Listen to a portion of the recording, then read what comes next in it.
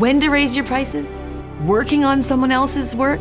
I have some really great nail friends in the business, a lot of experience here. Those are the kind of things we're going to talk about with Debbie and Cheryl. Let's get started.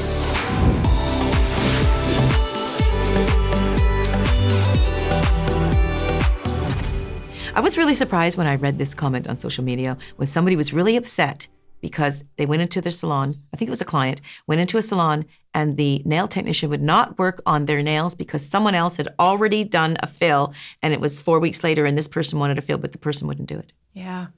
And then there was a movement, I'm watching, reading the feed that people were like, oh no, I never work on someone else's work. I wouldn't touch it. I was floored because that's how I built my business. Yeah, me too. And back then there wasn't a whole lot of nail technicians. When they came in, the client comes in and the work was bad. You couldn't wait to get your hands on it to fix it and help them out. Yeah. So what's your feelings about taboo? Do not work on any other nail technician's work. I did. I can't imagine turning a client away no, who's in me need. either. Or charging them a bunch of extra money to remove somebody else's work if the work is perfectly good. Exactly right. But what if the work is not good? Well, what if they've come from a subpar kind of a place? That happens all the time. But then you're going to prep it properly. That's right. And then you're going to charge them more. Yes. Which is why they come in kind of saying, I'm going to remove it all because I'm going to do a new set so that they can charge more. See, I find it takes them more time. You're right. I find this fascinating because the client's left, okay, you think of the client's point of view, then you turn around, they walk out of the salon and they're like, well, where do I go then? I didn't know it was taboo to work on them. Now they're stuck. To me, I feel that is the client's decision to make where they get their nails done. It's not us nail technicians to censor that. Now, if I don't like that client, I don't want to do her, I can say no, go somewhere else for whatever reason. But to turn her away or them away, that is their choice, who they go to. What if they're from out of town? So they're literally turning these people away? Yes, because I don't understand. This is so foreign to me. I absolutely was shocked. Now, I would not take a client in that came in from the door and said, oh, I go to Sally down the road and she's just away from vacation right now. I would do the nails.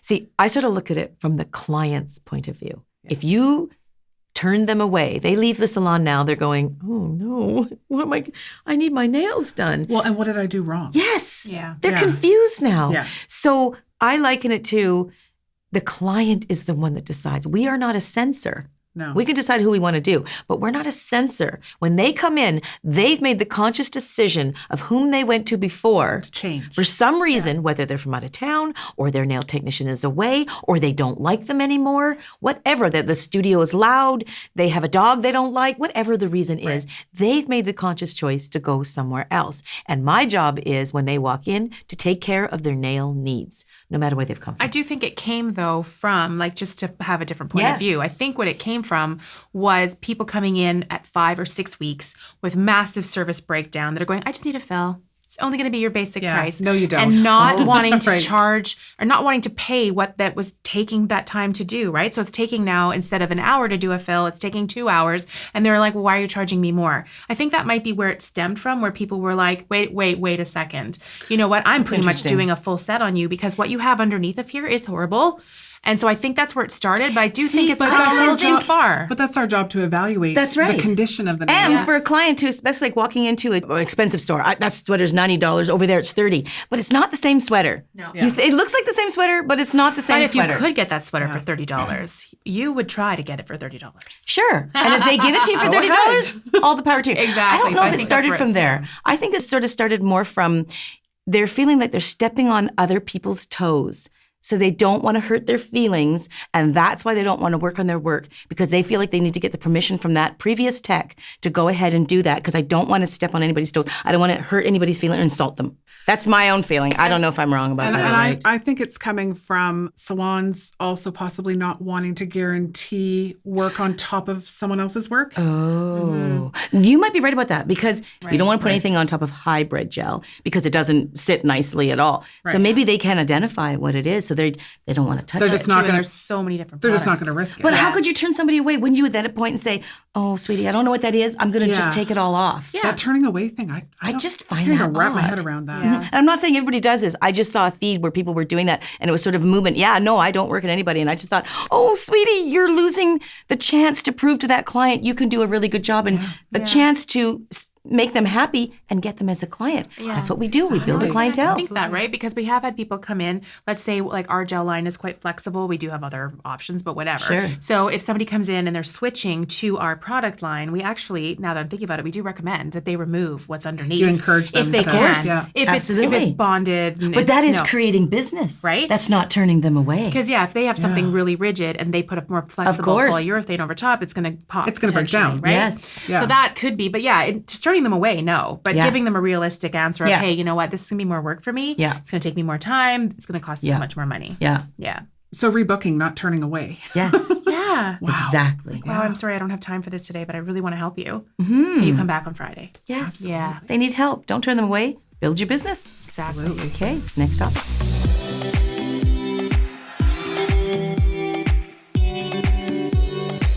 So prices. Oh, that ties in with confidence because really I think confidence and price is the same thing. Yeah. I had a tech once. She came to my course. She came to my course very talented. So I trained her at a different level. When she got out, I hear rumor about a year later, she's charging $40 for amazing sets. So I called her up and I said, sweetie, you're a What are you $60 doing? girl. Yeah. Yeah. And if you're not charging that, what are the rest of them going to do? So I just really talked to her a lot about it and tried to build that confidence. But I realized I couldn't just natter at her about, you need to do that. No. I had to build her confidence. Because she was afraid her clients would leave if she raised her prices. Yes. She was That's what valuing herself. Right. We're all Yeah. afraid of that. Yeah. Well, Are. not all clients come to you for pricing. Some clients do. But if you're going to raise them, you can get rid of those clients because there are clients that will stick with you because price doesn't matter. If your client is saying to you at the end of an appointment, how much is it again? That's time to raise your price because clearly it's not on their foremost of their mind. They don't care. Yeah. It's not a problem. Yeah. So how do you guys how do you handle it? Like I would go like 10 years without raising prices. And then when I did, I grandfathered my current clientele into the old Yes. pricing. We all did that. We did that. Yeah. Because we felt bad because we love them. Because they're never going to pay course. more. They'll leave. No, Yes, they'll I mean, leave, and then we'll I miss get to them. know them more than my aunt sometimes. I'm closer to them. I see them all the time. You see them every 3 know. weeks. And again- and you hold their hands. Well, we go to their weddings. That's right. We do their It's nails true. for their Yes, funerals. the baby showers, Happens. everything.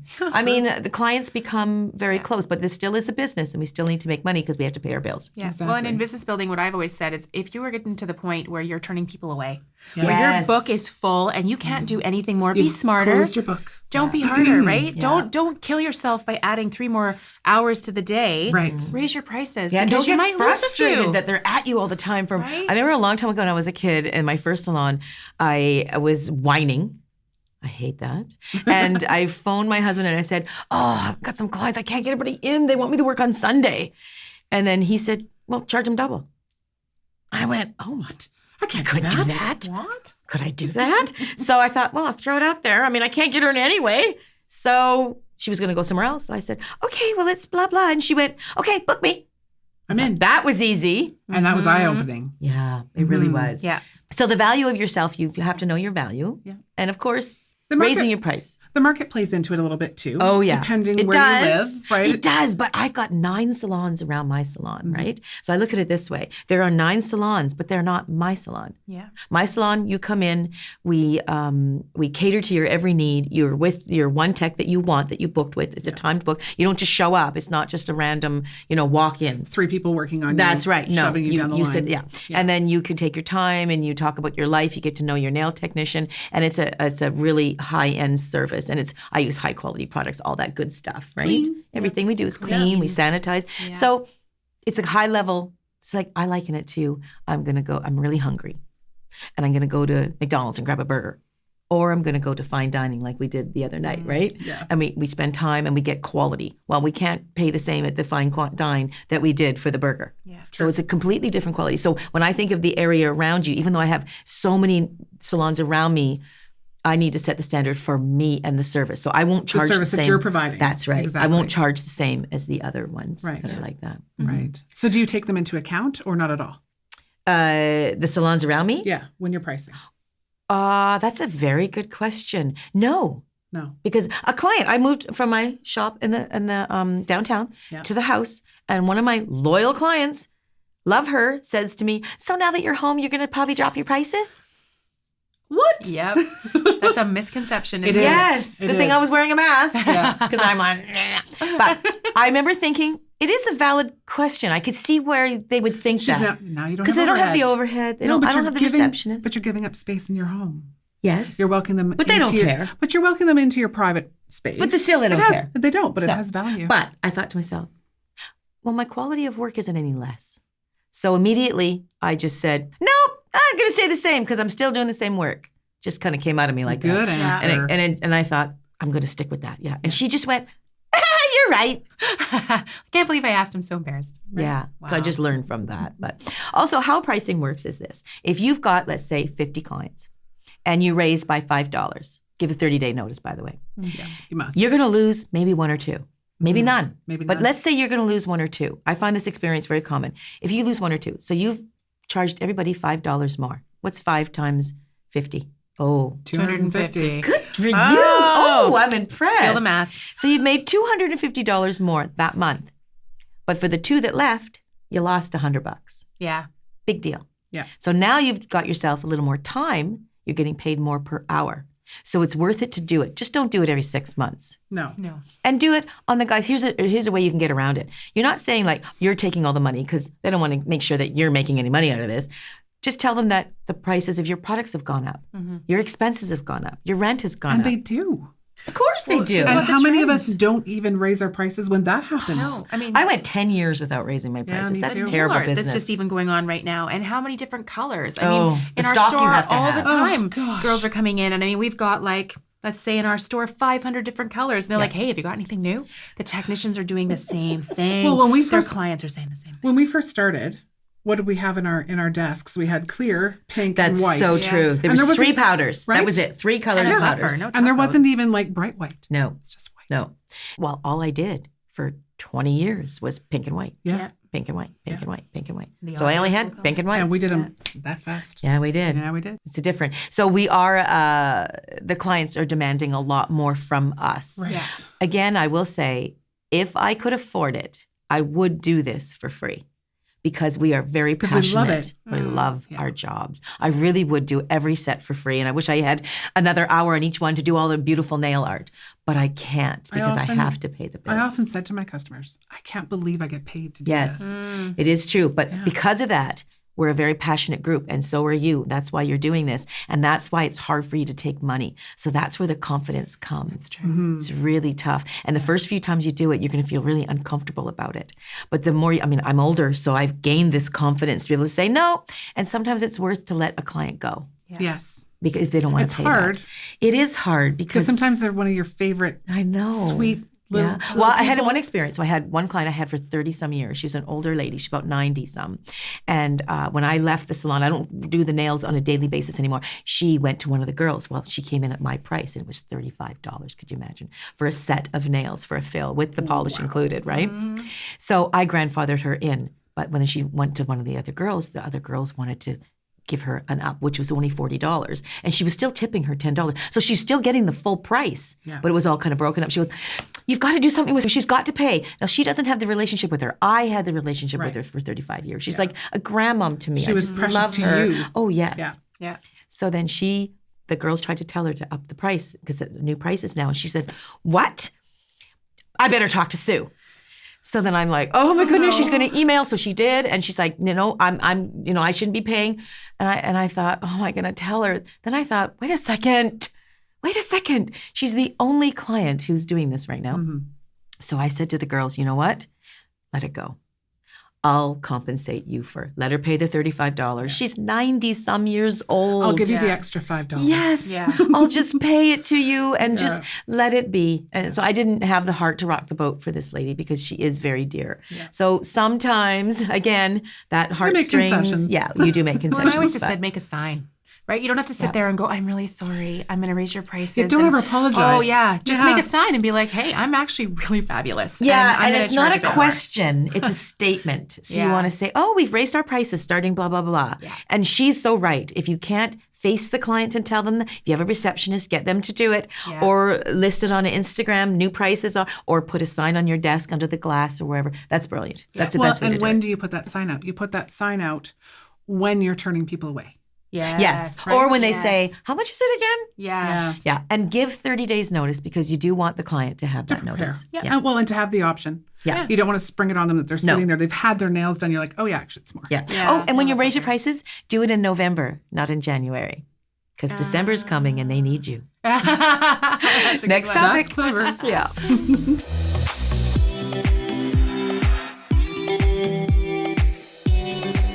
Okay, mixing. That is huge. We have so many products now, and we're all blending what is right, what is wrong.